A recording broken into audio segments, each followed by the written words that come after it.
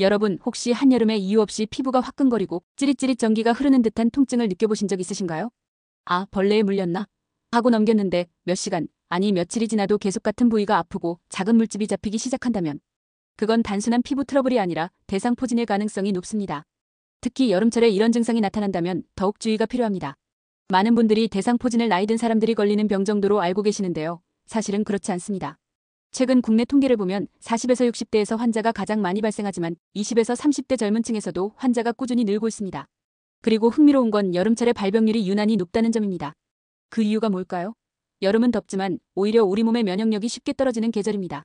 하루 종일 에어컨 바람을 쐬거나 더위를 피하려고 실내외 온도차가 큰 환경에 오래 있으면 몸이 스트레스를 받습니다. 또 무더위 속에 땀을 많이 흘리면 탈수 상태가 되고 야외 활동이나 휴가로 인한 피로 누적, 불규칙한 식사와 수면 패턴 변화가 모두 면역력 저하로 이어집니다. 대상포진은 수도- 대상포진 바이러스가 원인인데 이 바이러스는 수두에 걸린 적이 있는 사람이라면 모두 몸속에 잠복해 있습니다. 어린 시절 수두를 앓고 나면 바이러스는 신경절이라는 신경덩어리에 숨어 있다가 면역력이 떨어지는 순간 깨어나 활동을 시작합니다. 그리고 그 결과가 바로 피부의 띠 모양으로 나타나는 발진과 극심한 통증, 즉 대상포진입니다. 여름철 대상포진이 무서운 이유 중 하나는 통증이 너무 심해서 일상생활이 불가능해질 정도라는 점입니다. 어떤 분들은 칼로 살을 긋는 것 같다 불에 댄 것처럼 화끈거린다라고 표현합니다. 심지어 발진이 다 사라진 뒤에도 신경통이 몇 달 길게는 수년간 이어질 수 있습니다. 이걸 대상포진 후 신경통이라고 하는데 특히 50세 이상에서는 이 후유증 위험이 높아집니다. 혹시 여러분도 이런 경험 있으신가요? 여름에 몸살이 온 듯 기운이 없고 피부 한쪽이 이유 없이 따끔거리고 예민해진 적이요. 이런 초기 증상을 놓치지 않는 것이 정말 중요합니다. 왜냐하면 대상포진은 발병 후 72시간 이내, 즉 3일 안에 항바이러스제를 투여해야 증상이 훨씬 가볍고 회복도 빠르기 때문입니다. 그렇다면 여름철 대상포진 어떻게 예방하고 혹시 걸렸을 때는 어떻게 대처해야 할까요? 우선 예방 차원에서 가장 중요한 건 면역력 유지입니다. 면역력이라고 하면 막연하게 느껴질 수 있는데요. 쉽게 말해 바이러스나 세균이 들어왔을 때 우리 몸이 스스로 방어하는 능력입니다. 이 면역력이 떨어지면 잠복해 있던 바이러스가 바로 깨어나 활동을 시작하죠. 여름에 면역력을 지키려면 첫째로 충분한 수분 섭취가 필요합니다. 땀을 많이 흘리면 혈액의 순환이 원활하지 않아 면역세포의 활동이 둔해집니다. WHO에서는 성인 하루 권장 수분 섭취량을 약 2리터로 권고하고 있는데 여름에는 활동량에 따라 더 늘려야 합니다. 특히 카페인 음료나 알코올은 탈수를 유발하니 물과 전해질 음료를 번갈아 마시는 게 좋습니다. 둘째는 규칙적인 수면입니다. 무더위 때문에 잠을 설치는 경우가 많지만 수면 부족은 면역력을 무너뜨리는 가장 큰 요인 중 하나입니다. 한 연구에 따르면 하루 6시간 이하로 수면을 취하는 사람은 7시간 이상 자는 사람에 비해 면역 반응이 약 30% 이상 감소한다고 합니다. 여름에는 방을 시원하게 유지하되 지나치게 차가운 온도는 피하고 얇은 이불로 체온을 적절히 유지하는 것이 좋습니다. 셋째는 스트레스 관리입니다. 스트레스는 우리 몸에서 코르티솔이라는 호르몬을 증가시키는데 이 호르몬은 면역세포의 기능을 억제합니다. 휴가나 취미 활동처럼 마음을 풀 수 있는 시간을 가지는 것이 여름철 대상포진 예방에 큰 도움이 됩니다. 여기에 더해 대상포진 예방 접종도 좋은 방법입니다. 특히 50세 이상이거나 당뇨, 고혈압, 암치료, 면역억제제 복용 등으로 면역력이 약한 분들에게 권장됩니다.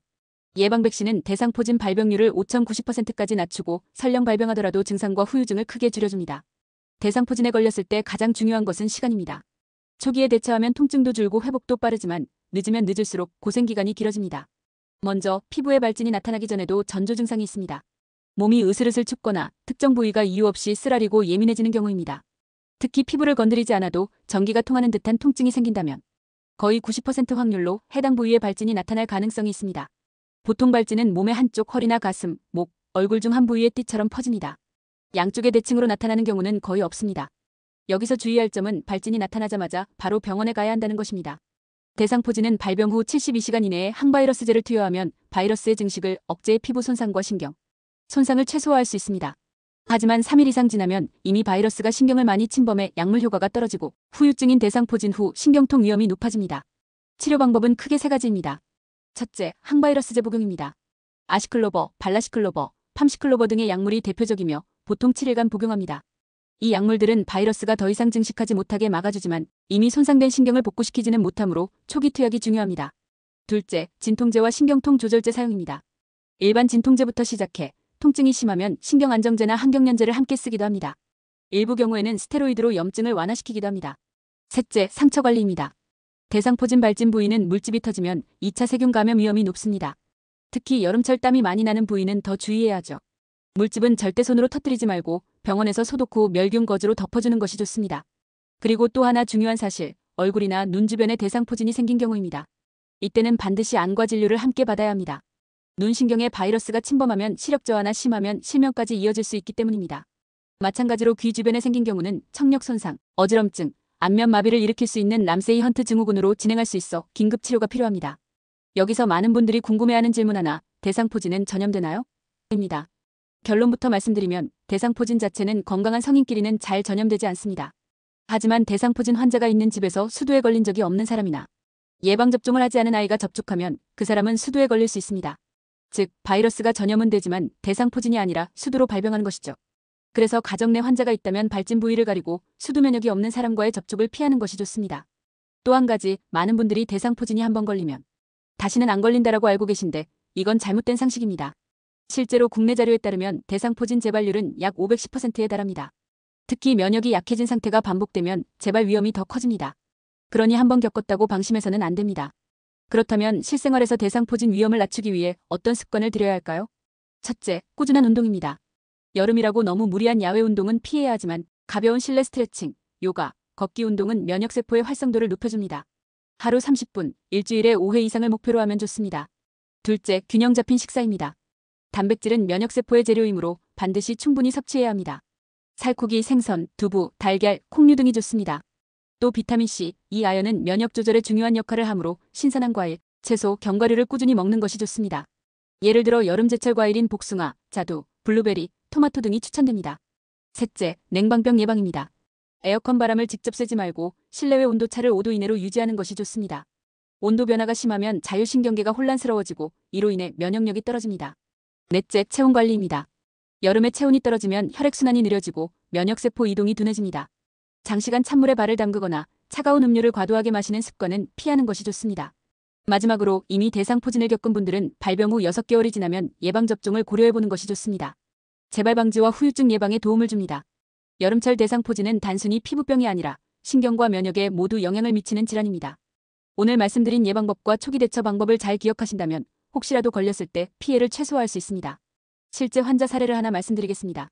50대 후반 여성 환자분이 여름 휴가철에 해외여행을 다녀오신 뒤 귀국 후부터 오른쪽 옆구리가 쓰라리고 화끈거리는 증상을 느끼셨습니다. 처음엔 단순한 피부 트러블이나 근육통으로 생각하고 파스만 붙이셨죠. 그런데 사흘째 되는 날 옆구리 피부에 붉은 발진과 작은 물집들이 띠 모양으로 생기면서 통증이 심해졌습니다. 결국 병원을 찾았는데 진단은 대상포진이었습니다. 문제는 이미 발병 후 72시간을 훌쩍 넘긴 시점이라 항바이러스제 효과가 절반 이하로 떨어져 있었고 치료를 받았음에도 발진이 가라앉은 뒤 몇 달간 대상포진 후 신경통에 시달리셨습니다.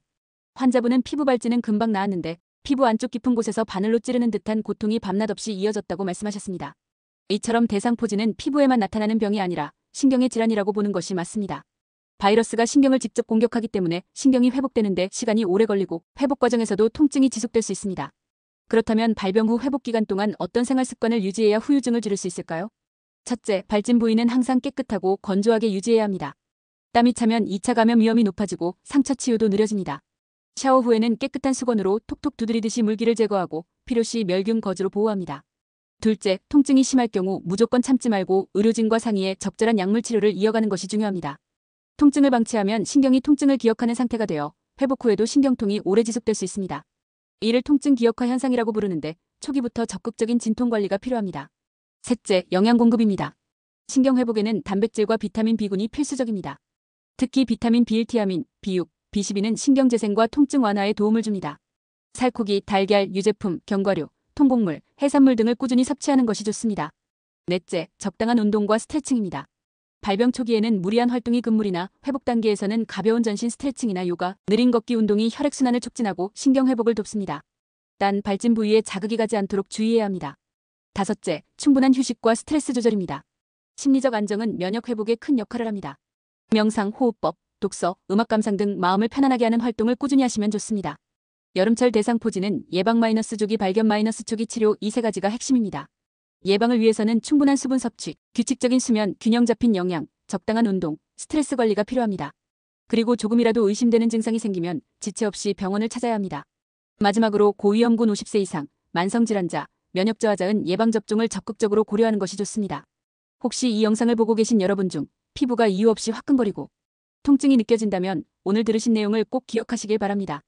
빠른 판단과 조치가 앞으로 몇 달 혹은 몇 년을 좌우할 수 있습니다. 여름철 무더위 속에서도 여러분의 면역력을 지켜주는 생활습관, 오늘부터 하나씩 실천해보세요. 그러면 대상포진은 물론 여름에 흔히 걸리는 각종 감염병과 피로에도 훨씬 강해질 수 있습니다. 오늘 영상이 여러분께 도움이 되셨다면 구독과 좋아요, 알림 설정까지 부탁드립니다. 앞으로도 건강과 행복을 지키는 유익한 정보를 계속 전해드리겠습니다.